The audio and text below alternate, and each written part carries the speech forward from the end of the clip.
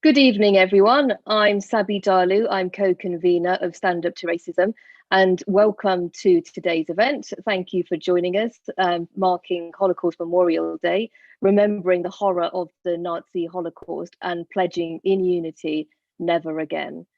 In the Holocaust, the Nazis murdered over 6 million Jewish people in their attempt at the final solution, an explicitly genocidal program with the aim of complete annihilation of the Jewish people.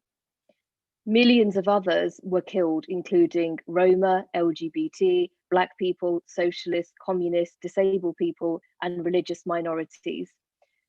The final solution is not the only mass slaughter or genocide in the 20th century.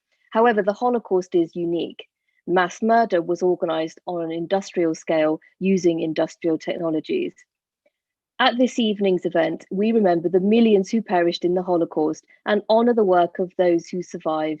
Survivors such as Leon Greenman, who inspired many of us at this meeting to fight for a world in which the horrors of the Holocaust are never repeated. The Holocaust shows the reality of fascists with vicious anti-Semitic and racist ideas in government. We recently saw how arrested Trump supporters rioting at the US Capitol with a Camp Auschwitz sweatshirt. That image shocked millions and is a stark reminder that in the US and much of Europe, openly Nazi and anti-Semitic ideology is pervasive. The rise of racist populism and the presence of eugenicists at the heart of Western governments mean our work to build unity in opposition to racism, anti-Semitism, Islamophobia, and the far right. At our meeting, we will hear from those who have lost family and the descendants of Holocaust survivors. And as tomorrow we mark Holocaust Memorial Day, the day Auschwitz was liberated, we pledge to be a light in the darkness, to bring peoples and communities together in facing up to the dark times we live in and defeat those who seek to divide us. Thank you.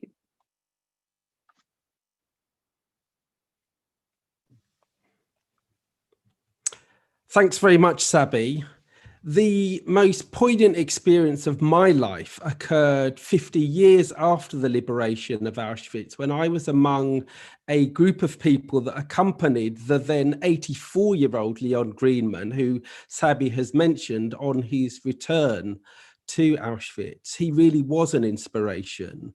For those of you who don't know, when he was just 32 years of age, Leon's wife, Else, and his son, Barney, were murdered by the Nazis there. Leon was one of the few who survived, and he dedicated his life thereafter to educating others so that the horrors that he experienced and that he witnessed would never happen again. In 2001, I had the great privilege of accompanying Leon to the very first Holocaust Memorial Day event in Westminster. 20 years later, it's now firmly established in the calendar, and it is, as Sabi has indicated, as important as ever. The greatest tribute that we can pay to people like Leon is to ensure that we build an international movement that drives the racists, the far right and the fascists back into the gutter where they belong. And it's in that spirit that we are committing ourselves through this meeting to that particular agenda. And it's in that spirit that we're hosting this meeting this evening. Our first speaker, Lorna Brunstein, will be appearing via video. Lorna is the daughter of someone who I also had the great privilege of meeting. Esther Brunstein was a survivor of Belsen and Auschwitz, and a campaigner for much of her life, and including giving a speech at the United Nations. Lorna Brunstein is an artist and has spoken very movingly on the educational trips that have been hosted to Krakow and to Auschwitz. And as well as hearing Lorna, we will also see on the video footage of Esther Brunstein speaking as well. So hopefully that video will be available and we'll kick off our Holocaust Memorial Day commemorative event. Thank you so much for inviting me to speak to mark the eve of Holocaust Memorial Day. It was a day my mother campaigned passionately for. It's an important day in the international struggle against fascism, but it's also a day when my thoughts are with my parents. Both were Polish Jews and Holocaust survivors, and both sadly now no longer with us. I'd like to say a few words about each of them, and please forgive me for reading. My father, Stanislaw Brunstein, was an artist from Warsaw. At the age of 24 in September 1939, his world fell apart.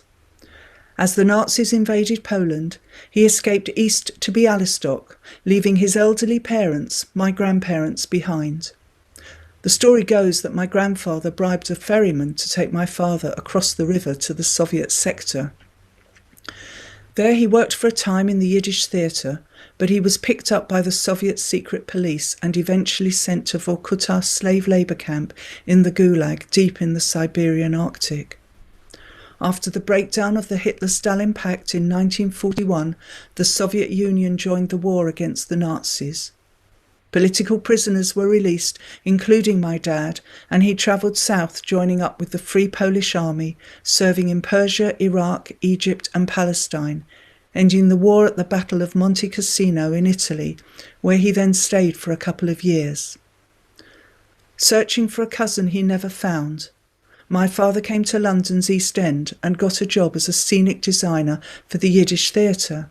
There, he met and fell in love with a beautiful young actress, Esther Zilberberg, my mum. They married in 1949. My father never saw his parents again. They were murdered in the death camp of Treblinka. He was the only member of his family to survive. He died in 1994, just before his 80th birthday. My mother, who you may know as Esther Brunstein, was born into the thriving Yiddish culture and progressive politics of Lodz, Poland's second biggest city. She was the youngest of 3 children in a close-knit, loving family. Both her parents were active members of the Bund, a Polish Jewish workers' socialist organisation. My grandfather, Fischl Zilberberg, was a leading trade union activist and prominent in the party, and my grandmother Sarah was a committed member of the women's movement. The Bund was not just a party, it was a way of life, and its internationalist ideals of freedom, justice and equality formed my mother's childhood and stayed with her all of her life. My mum was just 11 years old at the start of the war. Her father and eldest brother, my Uncle David, had to escape. They joined the resistance. My mum stayed with her mother and her other brother, my Uncle Peretz, trapped in the Lodz ghetto. In August 1944, my mum and grandma were deported to Auschwitz-Birkenau. They were separated at the infamous selection point. My grandma was sent one way to her death, and my mother the other way to forced labour. My mum was only 16 years old. My grandma Sarah was 44. My mum was then sent to a slave labour camp near Hanover, from where she was death marched to Bergen-Belsen. After liberation, she recuperated in Sweden, and it was whilst she was there she discovered that her brother Peretz had also survived. He had been sent to Buchenwald concentration camp, and then to Theresienstadt camp in Prague, from where he was liberated. He arrived in the UK as one of the Windermere children, but it took 2 years before my mum was allowed into the UK. She was eventually reunited with her brother Peretz at Tilbury Docks in the spring of 1947. Years later, we learned that her oldest brother, my Uncle David, had been shot and killed whilst fighting in the resistance. We never discovered what happened to her father, my grandpa Fischl Zilberberg, and that tormented my mum all of her life. My father did not speak much about what happened to him. He painted, and through his art he depicted the lost life and culture of pre-war Eastern European Jewry. It was his way of bringing that culture back to life, to honour and remember it with tenderness, warmth and love. My mother, however, needed to talk, and when the time came to speak out, she did. In her later years, she visited schools up and down the country and spoke on many platforms, including the Anti-Nazi League, where many of you may remember her. My mum died in January 2017. She was 88. In November of that year, I made a return visit to Auschwitz-Birkenau with the UAF on their annual educational trip. I went to honour and remember my mum and my grandma Sarah, whose name I carry. My youngest daughter Alicia decided she wanted to come with me. We stood at the selection point as mother and daughter on the exact same spot where 73 years earlier my mum and grandma had also stood. We held each other tight and sobbed. In a strange way, it was an uplifting moment. It was an affirmation of life and a continuing act of resistance.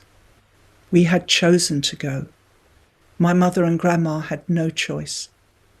In exercising that choice, we went to honour and remember them and to say, with our heads held high, that we are here because of them. They will not be forgotten. The Holocaust has dominated my life, formed my identity, and continues to do so. My parents were extraordinary people, and I feel blessed to have had them as my parents. But being born into that family of the second generation is tough, and it's taken its toll. I want to finish with a few words of my mum. This is from a recording of a speech she gave at an Imperial War Museum event commemorating the 60th anniversary of the liberation of the Bergen-Belsen camp. That when I first looked out of the little window in my block, that was before I could even walk, and I saw our torturers, ex-torturers, being forced to clear up the fruit of their labor, which was the mountain of corpses. They were inmates who still had enough physical strength who really tried to attack them. They had to be restrained. And I want to say there was murder in all of us, and there was murder in me too. But I got very scared when I watched it. And I prayed, and I must say I didn't know to whom to pray. I prayed within myself that I hoped that what I have been through will not consume me with hatred for the rest of my days. Against all odds, I think somehow that I have managed it, but like all survivors, not without scars. My mother kept that promise. She never forgot and could never forgive those responsible, but she never allowed hatred to consume her. She always held the spirit of the Bund in her heart, the knowledge that with love and solidarity, a better world is possible. Thank you.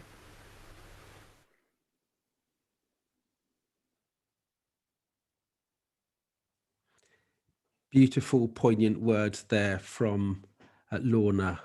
Very grateful to have that video. Now over to Sabi, who's going to introduce our next speaker. Thank you, Brian. So our next speaker is a writer, historian, and an activist with the Jewish Socialist Group, as well as chronicling and teaching the stories of Jewish resistance to fascism and anti-Semitism. He has also played a key role in building unity against the rise of the far right today. David is also one of the organisers of the annual Unite Against Fascism trip to Krakow and Auschwitz. Please give a very warm welcome to David Rosenberg. Thank you very much.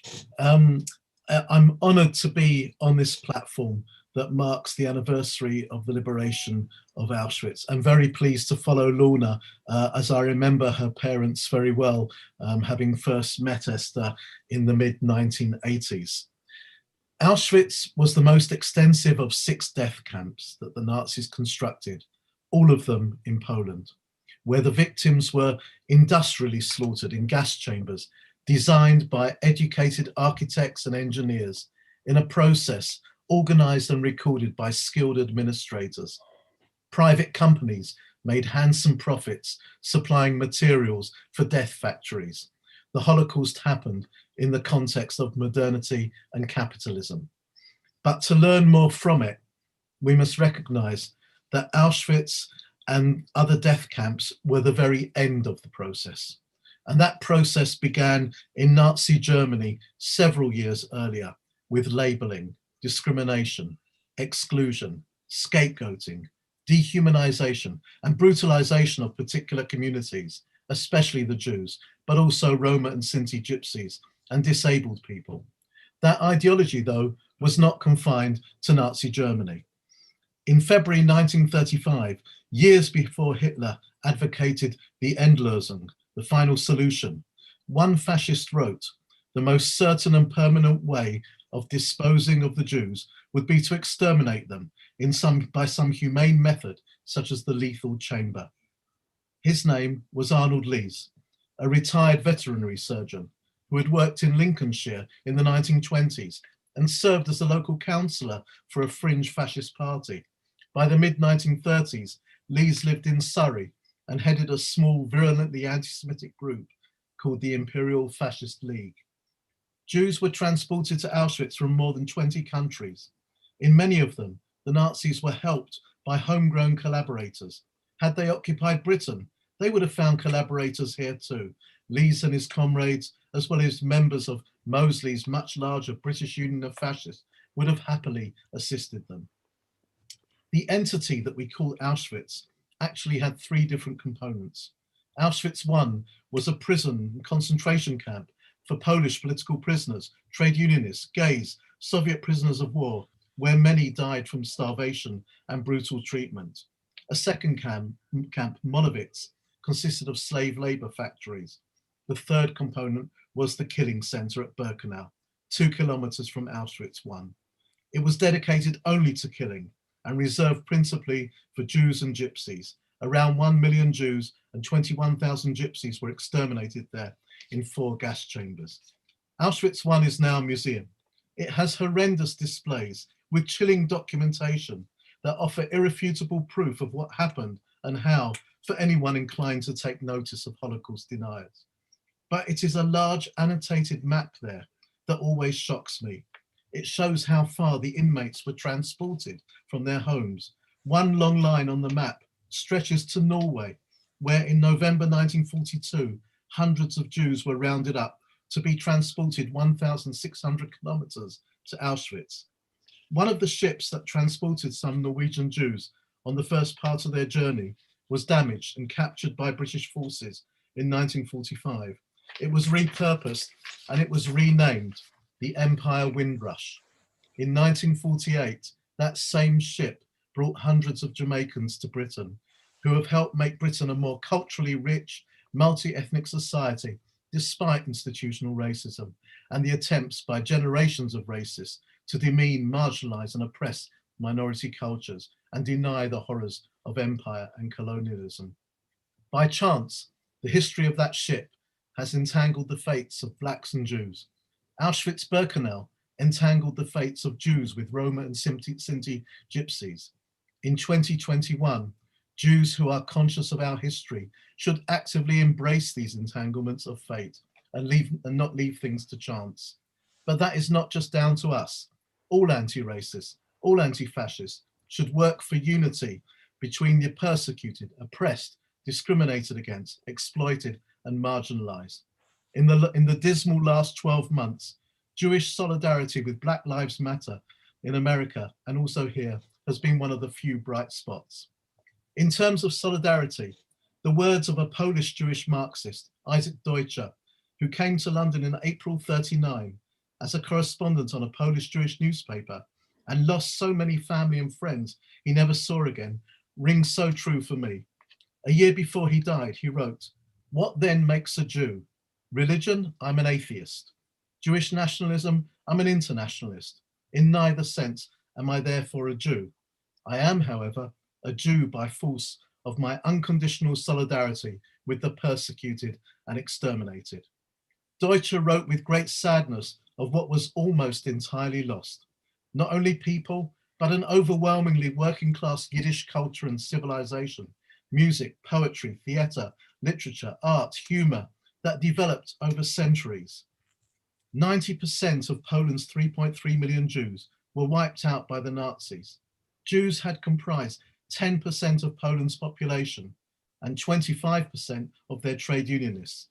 From the mid-1920s, Deutsche lived in Warsaw, where 1/3 of the population were Jews.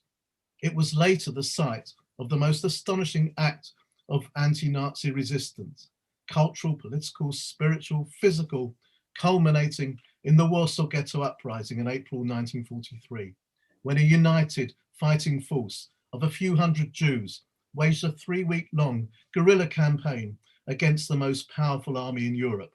The oldest of the fighters was 40, the youngest just 13, a member of the children's organization of the Bund that Lorna talked about. Most fighters were in their 20s.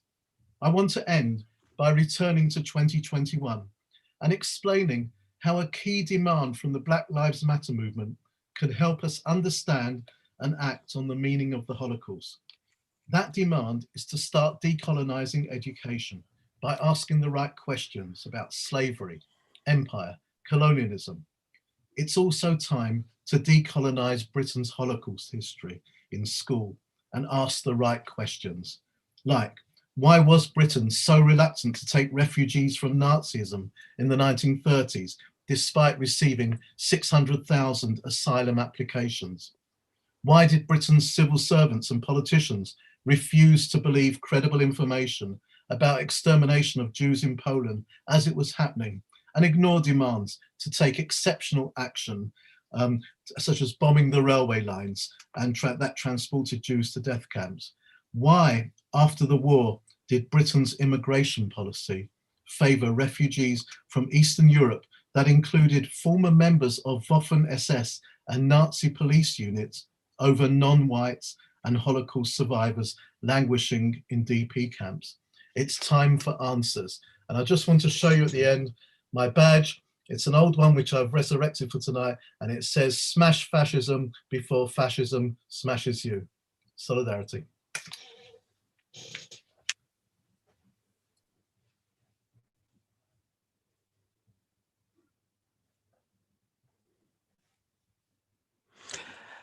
David Rosenberg is somebody who I met on that very first trip that Leon took back to Auschwitz in 1995. And in the decades since then, I have never tired of hearing David's powerful, passionate and thoughtful contribution. So thank you very much for that, David. Our next speaker is also a researcher.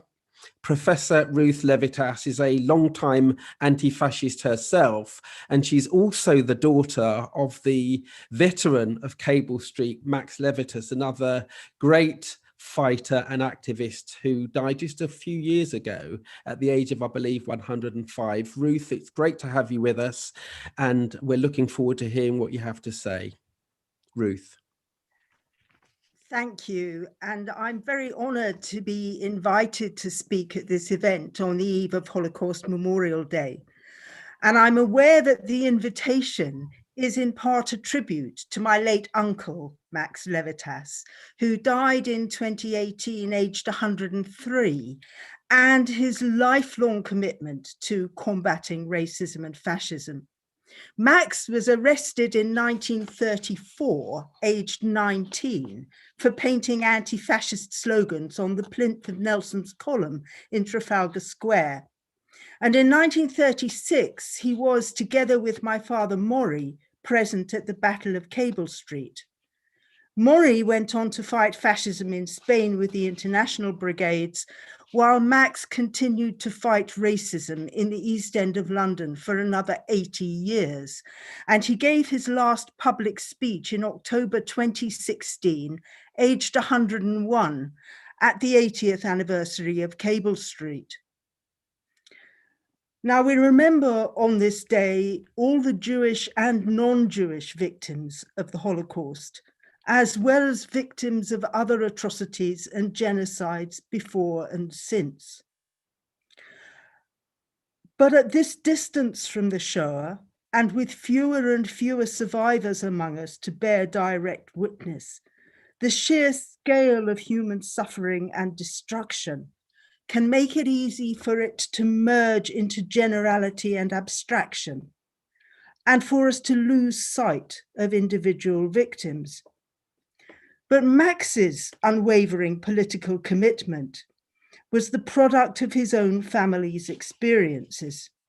Max's parents, my grandparents, Harry Levitas and Leah Rick, were among the millions of Jews who fled anti-Semitism in the Russian Empire in the late 19th and early 20th centuries. And Harry was the sixth of 7 children, and Leah the youngest of 4. And in each case, one sibling remained behind. And then, after the war, the news unfolded.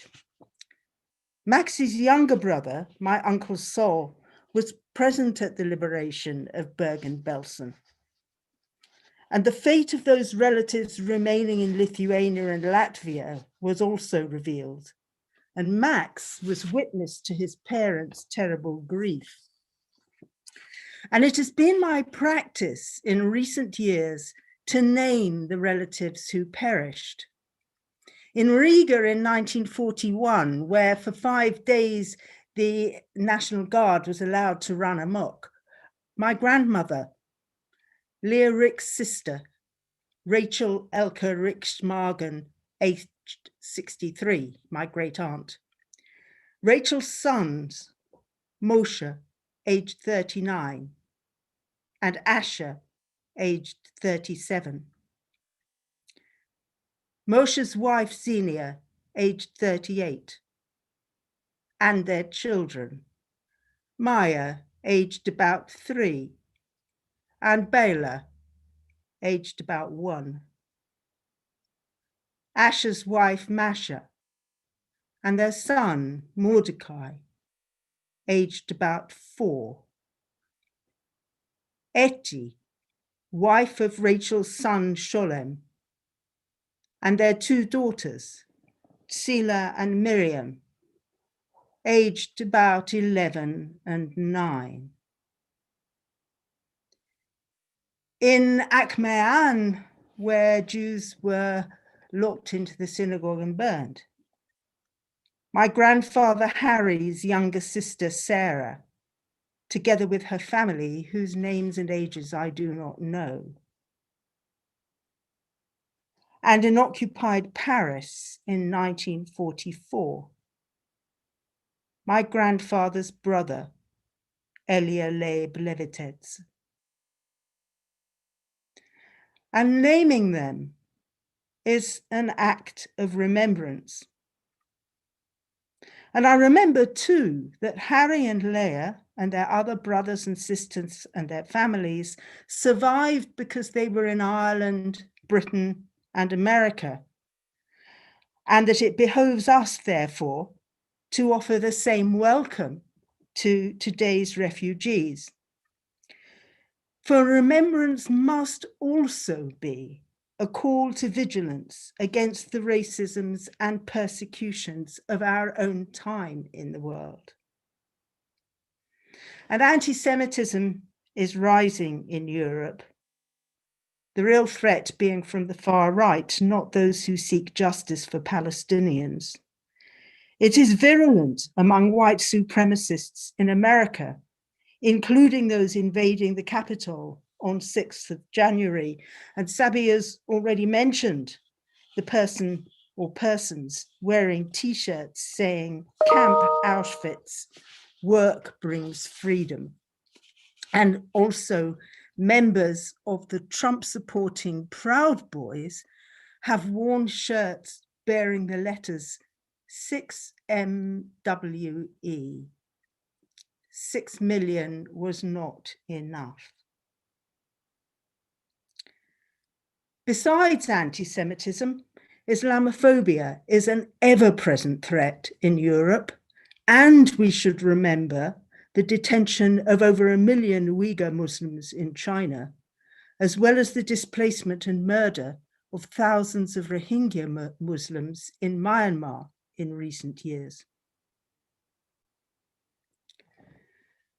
Back in 1934, Max also spoke at the Negro Welfare Association at a meeting about the Scottsboro Boys. 9 black teenagers aged between 12 and 19 falsely arraigned for the rape of 2 white women on a train in Alabama in 1931. And in 2020, this racism is still an issue, and the Black Lives Matter movement has been prominent. And I live in Bristol, where the statue of the slaver Colston was torn down from the center of the city last June. Black Lives Matter is driven by ongoing racist violence, especially in the United States, as well as wider racial injustice that in Britain has differentially exposed Black and minority ethnic peoples to the coronavirus pandemic. And economic upheaval in the wake of the pandemic everywhere, and the combination of coronavirus and Brexit in Britain provide the conditions for racism and fascism to thrive as they did in the 1930s. So these are very dangerous times. We mourn and remember past atrocities to honor their victims.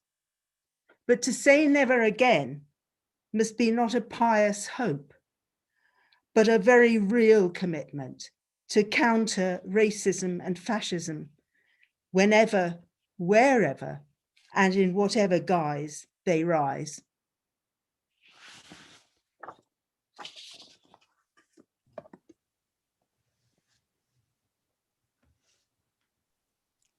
Thank you very much, Ruth, for those very powerful words. So our next speaker represents the Sinti and Roma Holocaust Memorial Trust, which works to remember lost relatives and the living Roma and Sinti who are still affected to this day by the Nazi Holocaust. She has also organized opposition to fascist gangs in Slovakia who deny the Holocaust and violently attack minority groups. So I'd like to welcome Daniela Abraham. Hi everyone. I am very thankful for this opportunity so I can speak about those Roma and Sinti who lost their lives during the Second World War. What many people don't know is how many persons from the Roma and Sinti community were victims of the Nazi regime during the Second World War. I live in London, but my country of origin is former Czechoslovakia, when I was born. During the Second World War, as a result of Munich Agreement, separated the Slovak state belonged to Nazi countries, same as like Austria, Hungary, or Italy. Therefore, the persecution against our people, considering also my family, was quite intense. Because of our origin, we faced the same persecution as the people of Greek origin. And I did notice an actual very upsetting information which started in UK, saying that our persecution was based on being travelers, therefore considered as criminals. The fact is that originally the majority of our people lived off the cities. and of the centers and villages because of the nature of the service they provided from blacksmith makers and musicians. Because of the Nazi law, they needed to move from their homes at least 1.5 mile from the town's border, not to live by main roads, so they cannot be seen by the majority of non-Roma. Similar like the reservations actually we have in the Native Americans, they are living in this kind of conditions. The reason why our people were held in the death camps was the same like as the Nazis used against the Jewish community. I can speak from my own experience, and because many people from my family were arrested by the Gestapo. They were executed straight or taken to the concentration camps. About the ones they did not know anything what they exactly happened to them, but sorry.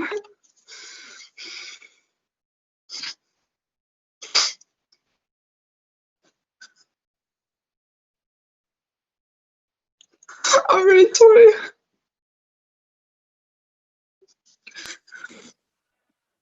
That's okay, Daniela.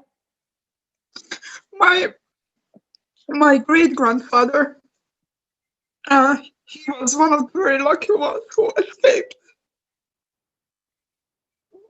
by camping together with both his friends from this wagon on the way to the death camps. And why I'm emotional is because they raised me. My great-grandparents raised me. And I really miss them every day.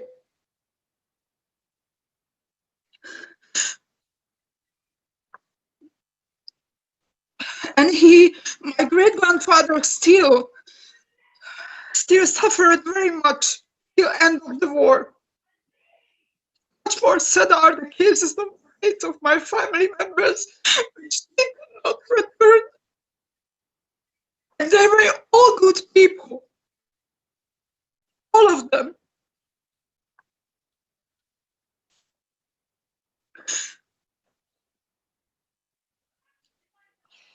They belong to famous musician Roma family. And I love them so much. They have been not criminals.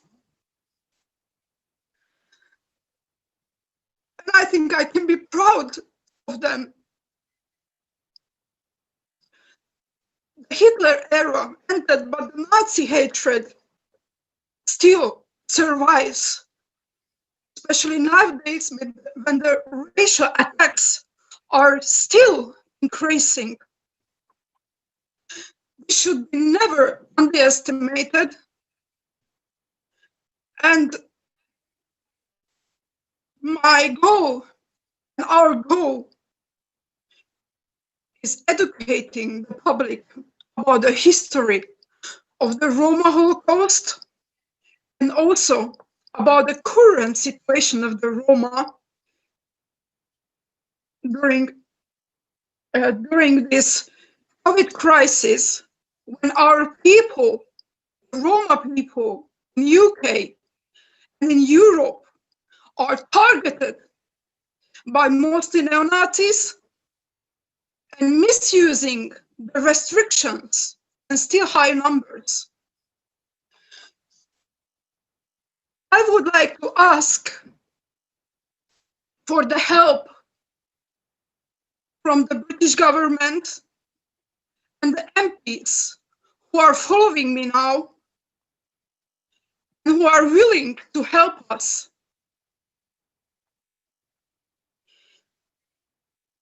Because we need your help. My Roma people in Britain need your help. Thank you so much for listening to me. And God bless you and your families. And keep you safe. Thank you.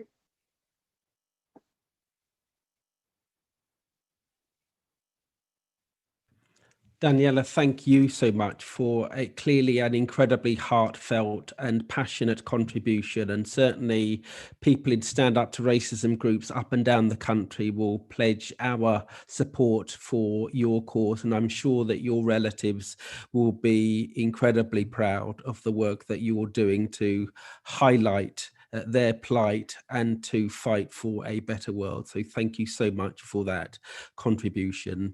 Our next speaker, moving on, is Gillian Bessey. And Gillian is going to tell a fascinating story that I heard about for the first time just a few weeks ago. Gillian is the daughter of a Rotherham miner who saved thousands of Jewish lives working as Schindler's office boy at his factory in Krakow. Gillian, I'm sure you will pronounce the name properly. Pawel Dlugai is to be honoured by Schindler Music with an exhibition and there's a video of Gillian talking about his time as a courier for the anti-Nazi resistance. So Gillian Bessey, our next contributor. Hi, thank you everybody. Having listened to your stories has really touched me here, and it's made me even more prouder to know that my dad was his dad and what he did. He was only 15 when war came about. His dad, they lived on the border, and his dad, they had to leave the house with a cart, travel for miles and miles with just what they got on the cart to nowhere. They were seeing bodies strewn everywhere. There was bombing. They were having to take shelters in barns. And then eventually, my granddad tried to apply for food vouchers and things, and he was classed as politically unreliable. So my dad was sent on a farm to work at 15, and then my grandfather saw an article in the paper advertising for a night watchman stroke chauffeur in the I've even got it wrote down, the newspaper. My dad even remembered the newspaper, what he wrote. Sorry, I'm not used to speaking like you do. And I'm quite emotional, to be honest. What my dad went through, and my granddad, my dad ended up working for Schindler, welding pots onto pans, ears onto pans, and then eventually my granddad was one of his chauffeurs, and he was really good friends with Mr. Schindler, as my dad always called him, Mr. Schindler. And he come in to see my granddad one day and said, "Take this old rifle, 10 bullets, and take 10 Jewish men to go and pick this building up, this wooden shed." Some of the workers were complaining about eating in the same place as the Jews in the factory. So my dad was asked to go along. He went along with him. He was given a green card, and they had to go on a train journey. Now, off they went with a rifle with 10 bullets and 10 Jewish men to go and fetch this building back. If they were stopped by the Germans, as my dad put in his transcript, the Germans would have had a Beano. Luckily, they all come back alive. That's just one experience. My father always used to tell us stories after the film come out. Before the film come out, my dad started writing his memoirs and his life of working and suffering what he had to go through to do what they had to do. And I'm proud of him. I'm proud of my granddad, because they risked their own lives to help the Jewish people, what they could save. They passed parcels, they risked their lives taking messages. And the funny thing is, my dad even learnt to sign Oskar Schindler's signature. He had to sit in his office and wait for phone calls to pass messages on to Schindler. And he was in the office one day waiting for a call from Berlin. And the call came, my dad had to run to Mr. Schindler, and he was at the Opera House. And my dad was asked to stay there with Mr. Schindler's lady friend. And he had to go to the room while Schindler went to do the business with a phone call at Berlin. Well, and some of the stories that my dad told me about, he had to go and pick parcels up from places sometimes, and he saw all this coming out of the sky, and it wasn't snow. It wasn't snow, it was something else. And to think, you know, they had to starve sometimes. They went without. And like I say, I'm proud because my dad, he was such a quiet man, a loving man, would do anything for anybody. And little did we know till the film came out, the stories and my dad's memoirs, but they're too long to read. But if anybody would like them, you know, just leave me a message. I'll print them off and send them, yeah, because it's lovely to hear, after hearing some positive, you know, it should never be forgot. Never, ever be forgot what people went through. Never. So, I don't know if I've got any more time to tell you anything else. What else? Like I say, I'm not used to chatting and speaking on Zoom. So, but yeah, what they went through. And they was given green cards to go shopping in shops to get food, where only Germans were allowed to go in. The Polish weren't allowed to go in. And they worked long hours. And my dad, he got friendly with the chemist in the factory, and he was Mr. Schindler's asset. And my dad spent many hours chatting with him, and he lived till the end of the war, the chemist. So, but like I say, after listening to your stories, I agree, it should never, ever, ever be forgotten and never, ever happen again. So, thank you. Thank you for letting me be involved with your meeting. All right, thank you very much. Bye. Thank you very much, Gillian. And unfortunately, we're having technical difficulties with our final speaker. So Colette Levy was a hidden child who came to Britain as a hidden child who was fleeing Vichy France. So Colette saw firsthand the horrors of, you know, the Nazi regime in France.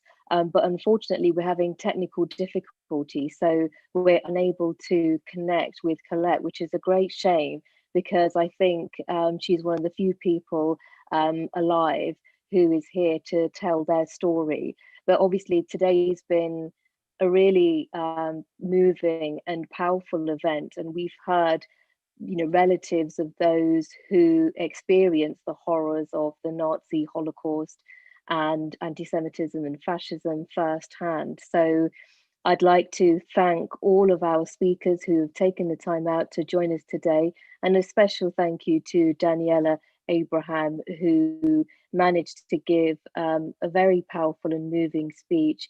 And obviously it was completely understandable that Daniela was feeling so emotional. I mean, who wouldn't be? I mean, you were talking about, you know, millions of people who were murdered.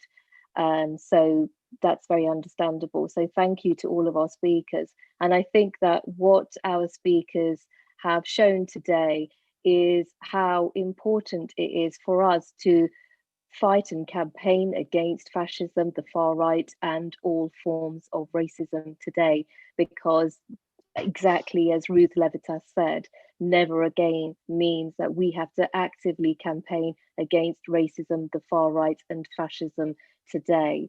So to take away that very powerful message, do get involved in Stand Up to Racism activities locally and other anti-racist campaigns, and to get active in your union, in your workplace, and fighting racism there.